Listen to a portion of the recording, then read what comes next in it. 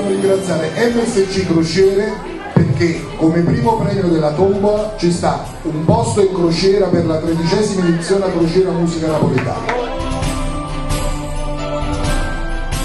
L'intero incasso di questa tombolata andrà a favore della palestra del maestro Gianni Maddaloni.